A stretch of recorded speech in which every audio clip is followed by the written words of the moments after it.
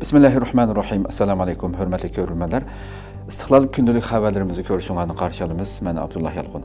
Programımızda vətənimiz Şərq Türkistan və dünya gün tərtibidəki ən mühim xəbərlərini huzuruna sunumuz. Qənəmizdə qıtanlar ekranımızda olsun. Kanada hökumətinin köçmənlər planında Uyğurlarning bo'lishi Uyğurlarni suyundirdi. Kanada hökuməti 2024 yildan 2026 yilgacha bo'lgan köçmən qabul qilish planini e'lon qilgan bo'lib, plan ichida Uyğurlarning barligi muhojiratdagi Uyğurlarni suyundirdi.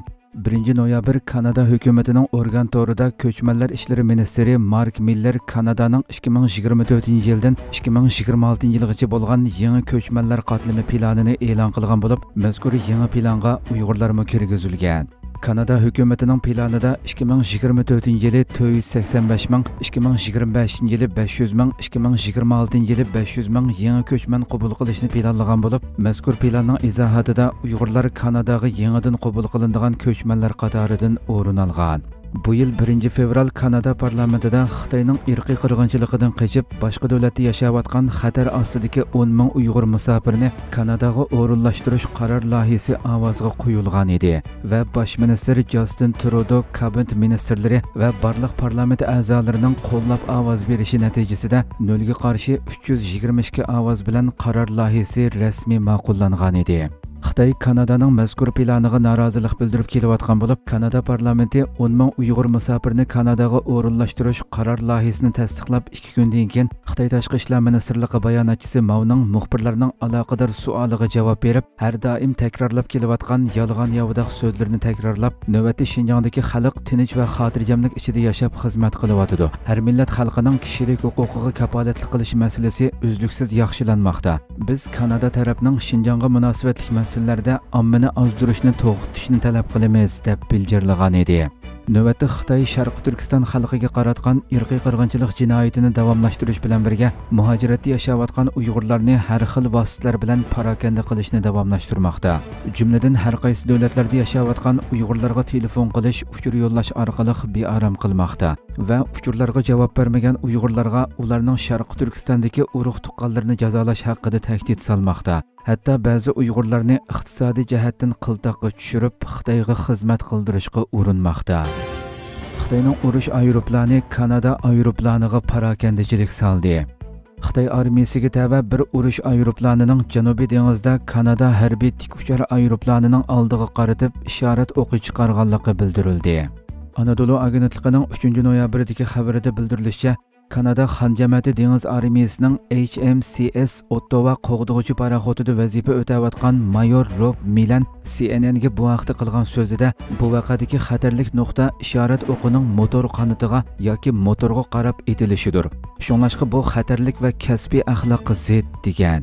Milan Xitoy havo armiyasiga tava G-11 tiplik kurashchi aeroplanning ilgari Kanada tik uchar aeroplani bilan ro'baro bo'lganligini, boshqa davlatlar armiyasining mushuningga o'xshash voqealarni boshdan kechirganligini ko'rsatgan. Milan yana Xitoy aeroplani yaqinlashganda mazkur tik ucharni o'zining haydayotganligini, dengiz yuzidan taxminan 3000 fut egizlikda uchganligini va buningda dushmanlik maqsadi yo'qligini tilga olgan. U Xitoy urush aeroplanining tik ucharga atrofida qayta aylanib yaqinlashganligini ta'kidlab, bu sababdan tik ucharning davolg'ishga kirib xatarlik paytlarini boshdan kechirganligini bayon qilgan.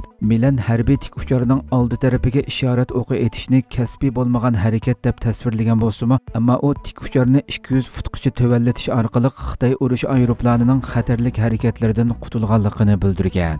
Xitoy tashqi ishlar ministri Wang Yi bo'lsa, bugun o'tkazgan muxbirlarni kutib olish yig'inida o'zining bu voqea to'g'risida hech qanday ma'lumoti yo'qligini bildirib, xursandlik qilgan bo'lsa-mu, Kanada aeroplanlarining Xitoyning havo bo'shlig'iga yaqin joyda razvedka qilish uchishidagi maydonini ko'p qatim yetkazganligini ta'kidlab, Kanadaning nomuvofiq harakatlardan saqlanib, vaziyatning murakkablashib ketmasligini umid qilganligini da'vo qilgan. Shundaqla Xitoy Sharq qism urush rayonining axborot bayonotchisi Shiyi 2 oktyabr Amerika va Kanadaning ikki urush paraxotining Tayvan bo'g'ozidan o'tganligiga norozilik bildirib, voqea yuz berganda Xitoy armiyasining Sharq qism urush rayonining dengiz havo armiya askariy kuchini tashkillab, butun jarayonni nazorat qilganligini, ikki davlat urush paraxotlari bo'g'ozdan o'tayotgan mezgilda urush rayonidagi qismlar har vaqt yuksak hushyorlikni saqlaganligini da'vo qilgan. Fransiyaga eng chong tahdid Rossiya, Xitoy va Turkiyadan keladiganligi haqida dokument e'lon qilindi. Fransiya istixborot komitetining doklatiga asoslanganda chet elning Fransiyaga aralashish darajasi yuqori saviyada ekan. Yevropa xabarlari to'rining 2 noyabrdagi xabarida bildirilishicha, Fransiya parlamenti istixborot komiteti dokument e'lon qilib, Rossiya va Xitoy bilan birlikda Turkiyaning davlat tizimiga eng ko'p aralashib olgan davlatlar ekanligini o'ttirg'a qo'ygan. Dokumentda Amerikadagi chet el josuslik faoliyatlariga qarshi yo'l qo'yilgan qonunlar tilga ilingan va Fransiyadan qonun tuzumga o'zgartirish kiritishni talab qilgan. Yillik dokumentda sonliq ma'lumot hisoblashni asos qilgan ko'zitish faoliyatlariga ahamiyat berish va zarur tepilganda nishonliq chet el tahdid unsurlarining mol-mulklarini to'g'nitish qatorliq unumli tadbirlarni qo'llanish talab qilingan. Dokumentda chet ellarning Fransiyaga aralashishining o'zgarishchan hammali joyda tepiladigan va mangulik tahdidga aylanganligi ogohlantirilib, bo'libmi Rossiya, Xitoy qatorliq to'r kuchi ishlatadigan davlatlarning kontrol qilish harakatiga boshchilik qilayotganligi eskartilgan. Mazkur dokumentda yana Turkiya hukumatining Fransiyadagi turk muhojirlarini kontrol qilishga va ular orqali dushman deb qaraydigan armanlar va kurdlarga qarshi huquqini ishlatishga moyil ekanligi o'tirg'a qo'yilgan.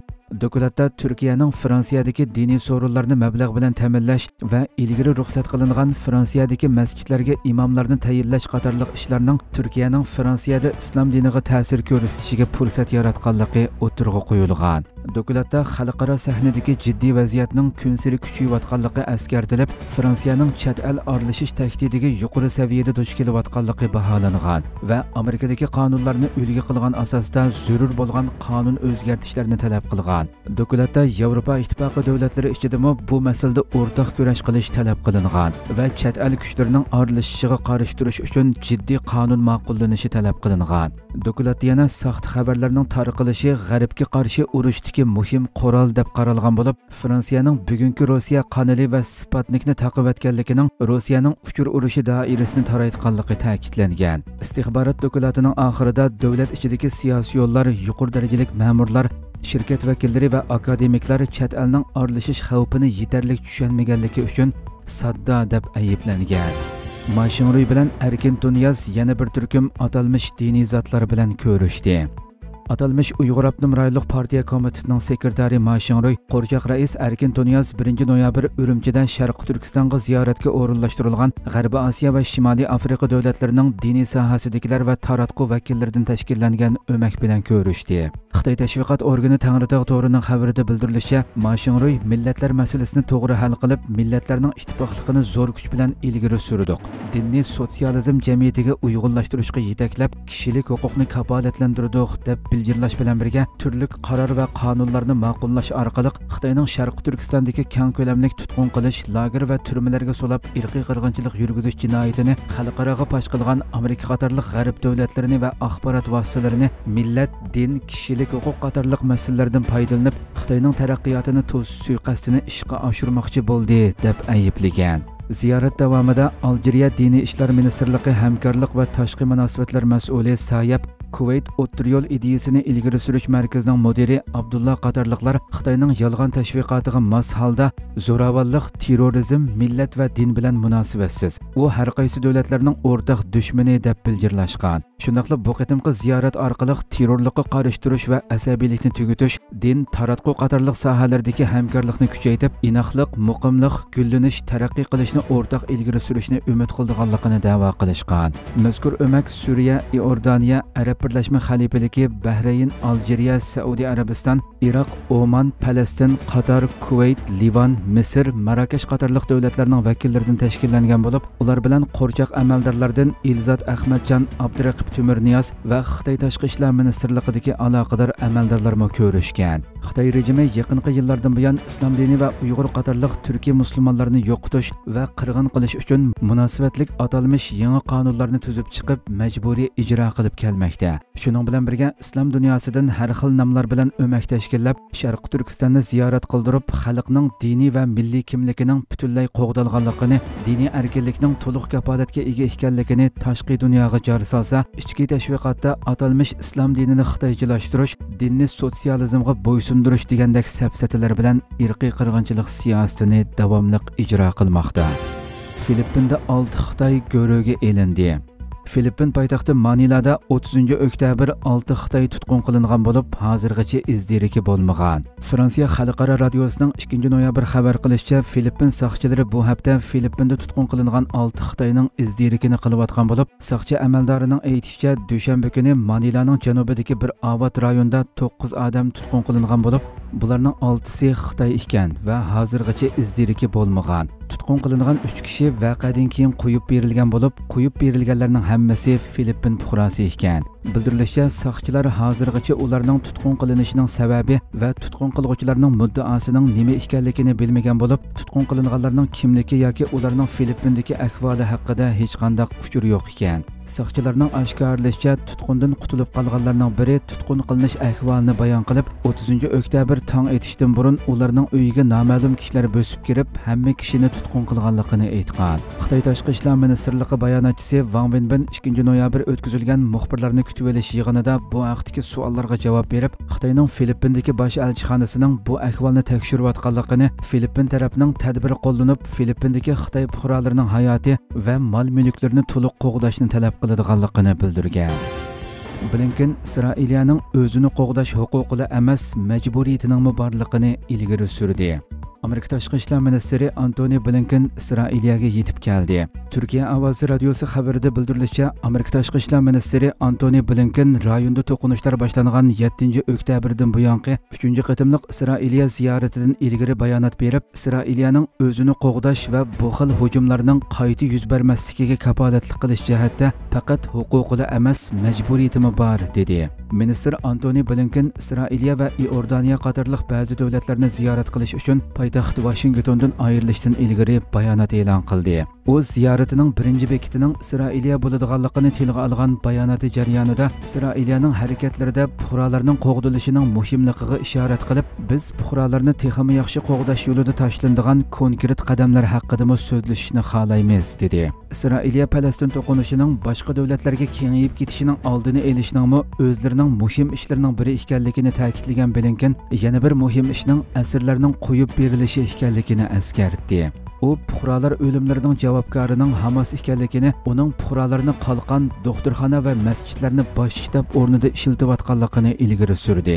Falastin Islomiy qarshilik ko'rsatish harakati Hamasning harbiy qanoti bo'lgan Qassam brigadasi 7 oktyabr shanba kuni Isroiliyaning falastinliklarning huquqini izchil dafsanda qilganligiga va Masjidi Aqsoni o'z ichiga olgan muqaddas o'rinlarga hurmatsizlik qilishiga qarshi keng ko'lamlik hujum qo'zg'alganligini e'lon qilgan edi. Isroiliya armiyasi G'azzani shiddatli bombardimon qilishni boshlagan edi. Kunsiri keskinlashayotgan to'qinishlarda ikki tarafda minglarcha odam talofatga uchradi va bu talofat hali ham davom qilmoqda. Hurmatli ko'ruvchilarimiz, shunday qilib bugungi xabarlarimiz mush yerda oxirlashdi. Atigi programmamizni ko'rishgacha omon bo'linglar. Assalomu alaykum va rahmatulloh.